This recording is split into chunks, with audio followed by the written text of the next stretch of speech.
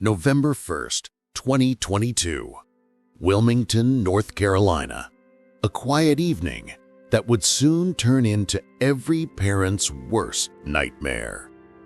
16-year-old Miyonna Jones had just texted her mom, "I'll be home soon." But that soon never came. Somber 2 weeks for the entire community and has unfortunately come to a tragic end. The body of 16-year-old Miyonna Jones was discovered earlier in Pender County. We want to send our condolences to her family, her friends during this extremely difficult time. We're asking the community to keep them uplifted in prayer. No one knew that message would be the last time anyone ever heard from her alive. At first, it seemed like just another teenage delay. Maybe she stopped by a friend's place. Maybe her phone died. But deep down, her mother knew something was wrong. By morning, Miyonna's bed was untouched. Her shoes were still by the door, and her phone completely silent. That was the moment her family's world began to collapse. And when police finally uncovered the truth, it's a betrayal no one saw coming. Because the person connected to Miyonna's disappearance was someone who shared her last name.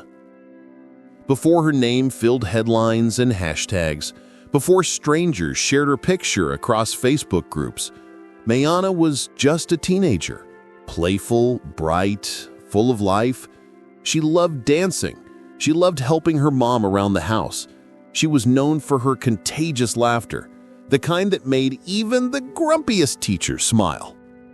She dreamed of becoming a nurse one day, to help people who can't help themselves, she once said. But little did she know, one of the people she trusted most would soon take everything from her. Friends describe her as the baby of the family, the one everyone wanted to protect.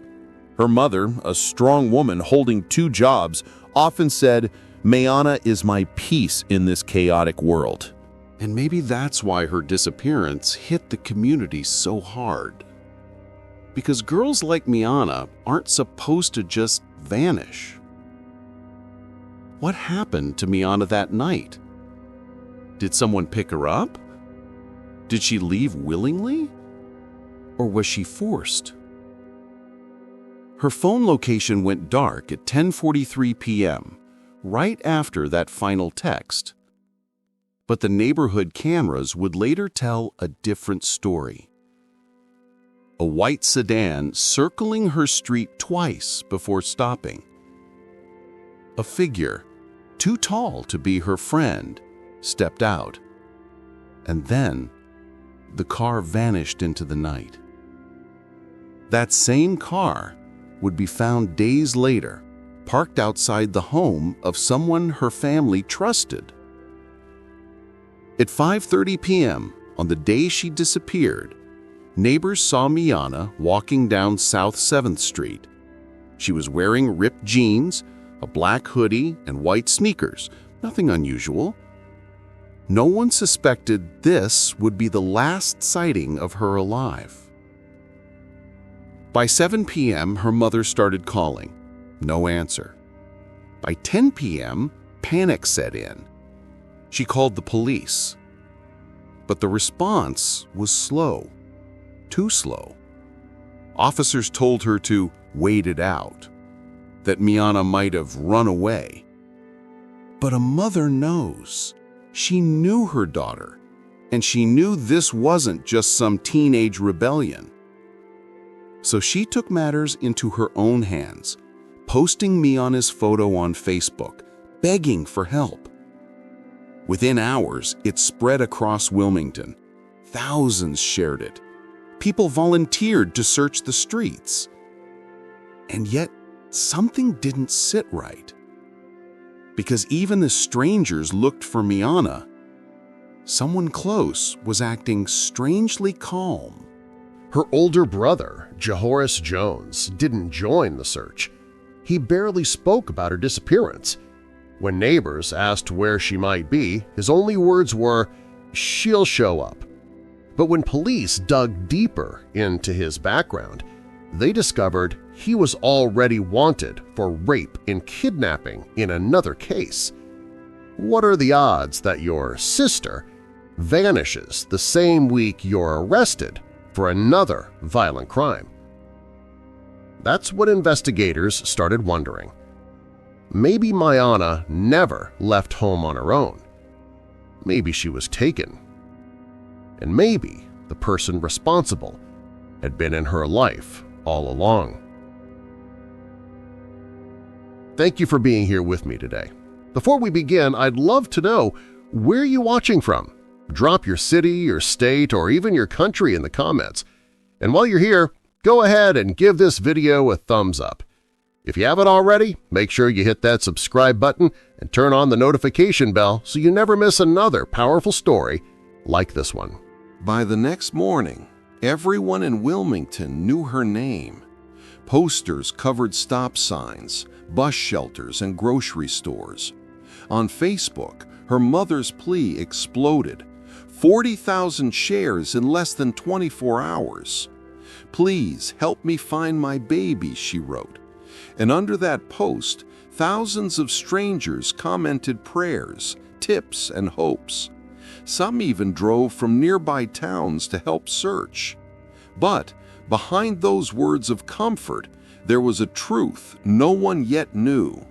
While the community searched, someone already knew where she was. They were walking freely among the searchers, pretending to care, pretending to mourn. Every time volunteers passed the Jones family house, that same white sedan sat quietly in the driveway, untouched, unnoticed. Days went by. Flyers faded under the rain. Hope began to feel like a luxury. Yet her mother refused to stop. She stayed up every night, scrolling through comments, begging for updates that never came. People whispered theories: human trafficking, a runaway, a jealous friend.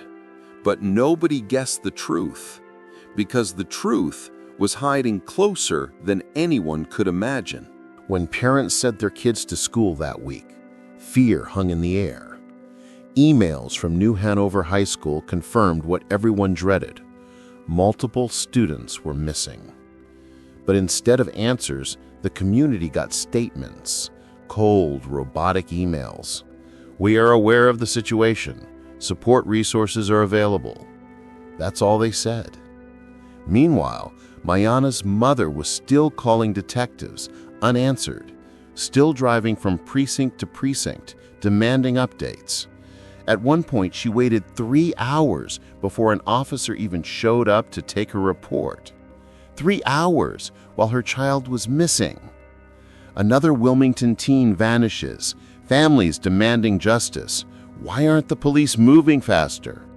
It was chaos online, outrage, fear, and anger colliding. Some accused the system of not caring enough because she was a black teen. Others blamed the rise in youth violence. But through all the noise, one thing stood out. Everybody was searching, except one person who should have been leading the charge. Miyonna Jones, her half-brother, stayed silent. No posts, no interviews, not a single public plea for his missing sister. And yet, he knew more than he let on. After a week of confusion and online pressure, police finally held a press conference. The chief stepped up to the podium, his tone measured, his eyes tired. "We believe foul play may be involved in the disappearance of 16-year-old Miyonna Jones." A gasp rippled through the community. Then came the bombshell. They named their person of interest, 25-year-old Miyonna Jones, Miyonna's own half-brother. Her own brother. The one person she should have been safe around. The one she trusted. Police revealed he'd already been arrested days earlier on unrelated charges of rape, kidnapping, and assault by strangulation. He was behind bars the same day his sister's missing person report was filed. At first, the community couldn't believe it. How could a brother, her own blood, be connected to something this horrific? But the evidence was stacking up. Witnesses had seen him with Miyonna in his car shortly before she vanished, and his girlfriend, Randy Johnson, age 27, was also taken into custody for obstruction of justice. While the world searched for Miyonna in forests, streets, and abandoned lots, police were already beginning to realize they might be searching for a body, not a girl. This wasn't just a missing person case anymore. This was a murder waiting to be proven. And as detectives pieced together Miyonna's final moments, they would uncover betrayal inside her own family, a secret buried in the most unexpected place, and a grandmother's shocking role that no one saw coming. By the second week, Wilmington police had more than just suspicions. They had names, connections, and a trail of lies that led straight to Miyonna's family.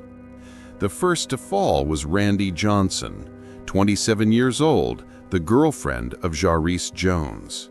She was arrested and charged with felony obstruction of justice. Detectives believed she helped cover up evidence after Miyonna's disappearance. But what exactly were they trying to hide? A phone? A car? A secret they both swore to take to their graves? Nobody knew for sure, but investigators began tracing text messages, and they found one that changed everything. Hours after Miyonna went missing, Randy's phone pinged near the New Hanover County landfill, the same place where police later discovered a series of suspicious garbage loads delivered the next morning. And that's when the tone of the investigation shifted. This wasn't just a disappearance anymore. It was a cover-up. While Randy sat in custody, detectives went back to Miyonna. They told him they knew, but instead of confessing, he stayed silent, cold, expressionless, like a man who'd already accepted his fate. What kind of brother could carry a secret like that? The search that followed was unlike anything Wilmington had seen before. Police, FBI, canine units, and volunteers lined up shoulder to shoulder across the New Hanover County landfill. The air was thick, not just with smell, but with grief. Every shovel of dirt was a prayer, every sound a nightmare waiting to happen. Officers combed through mountains of trash for days, plastic bags, rotting food, and debris that might hide a young girl's final resting place. Some officers cried quietly behind their masks. Others kept digging, afraid to stop, afraid that maybe the next shovel might be her. The district attorney called it the most extensive search he had ever seen in 2 decades. But as the days dragged on, hope began to fade. If stories like this break your heart, make sure to subscribe, because we tell these stories to make sure no child is ever forgotten. Even as the world moved on to new headlines, officers kept digging, hour after hour, day after day, driven by one mission: to bring Miyonna home, no matter what it took. And then, one morning, something caught their attention. A small, torn piece of red fabric buried beneath wet earth. The same red color Miyonna's mother said she was wearing when she left home. Could this be it? 2 weeks after she vanished, detectives finally found something. Hidden deep in Pender County, in a wooded area miles from the landfill, a team of officers stumbled upon a shallow grave. Inside was the body of 16-year-old Miyonna Jones. Her mother's worst fear was now reality. The search was over, but the pain was just beginning. Police confirmed it was Miyonna through dental records. Her case was no longer a mystery, it was a homicide. But what the medical examiner found next changed everything. She had been brutally raped, then murdered. Her final moments stolen in the most horrifying way imaginable. News spread quickly through Wilmington. The same people who'd shared her photo online were now sharing candles and prayers. Vigils lit up street corners.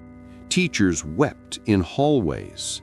And the mother who had begged for help was now left with only memories and questions. How could a family that once sat around the same dinner table bury their own child? How could a grandmother, a mother, and a brother all become tied to something this dark? But the most shocking revelation was still to come, because within days of finding Miyonna's body, police would arrest not only her brother and his girlfriend, but someone no one ever imagined could be involved: her own grandmother. Wilmington police finally confirmed what everyone feared. Miyonna Jones, Miyonna's half-brother, was charged with first-degree murder. He was denied bond. The district attorney made it clear they might pursue the death penalty. He didn't just take her life. He shattered a family, destroyed the one bond every child should be able to trust. But what could drive a brother to do this? Online, the story spread like wildfire. Some demanded the harshest punishment. Others questioned the system that failed Miyonna in the first place. If you believe justice for Miyonna should never be delayed, hit that like button so this story reaches more people who care. But then, just when it seemed the case couldn't get darker, came another arrest. Judy McKnight, Miyonna's grandmother, the same woman who founded Moms and Mourning, a group that comforted grieving mothers, was charged with obstruction of justice. The courtroom erupted. People screamed, tears, rage, disbelief. It was chaos inside those walls. A grandmother who once helped others through their darkest days, now accused of helping hide her own granddaughter's truth. It was the kind of twist no one saw coming. A cruel irony, the same hands that once held her, now part of the cover-up that silenced her. Stories like this remind us how betrayal can live right inside the home. If you believe no child's voice should be buried under silence, subscribe now and help us keep these stories alive. As the courtroom lights dimmed and the cameras moved on, the fight for justice was far from over. Prosecutors began uncovering new layers, links to older investigations, and whispers of a 2015 cold case that suddenly didn't seem so cold anymore. How many times must a predator slip through the cracks before the system learns? The community was furious. They'd trusted the system, but it took Miyonna's death to expose its failures. News stations replayed her photos for weeks. But behind the headlines, a mother still wakes up at 3 a.m. wondering if justice will ever truly come. If you're watching this and believe no family should ever feel this pain again, take a second to share Miyonna's story. Every share keeps her voice alive. She was just 16, full of dreams, laughter, and plans for the future. Now she's a reminder of how fragile safety can be and how deep betrayal cuts. But Miyonna's story didn't end in that landfill. It lives in every parent who warns their child, in every community that refuses to stay silent. Because justice isn't just a verdict, it's a voice carried by those who refuse to forget. If this story moved you, don't just scroll past. Subscribe to join our community that fights for truth, one story at a time. Rest in peace, Miyonna Jones. Gone, but never forgotten.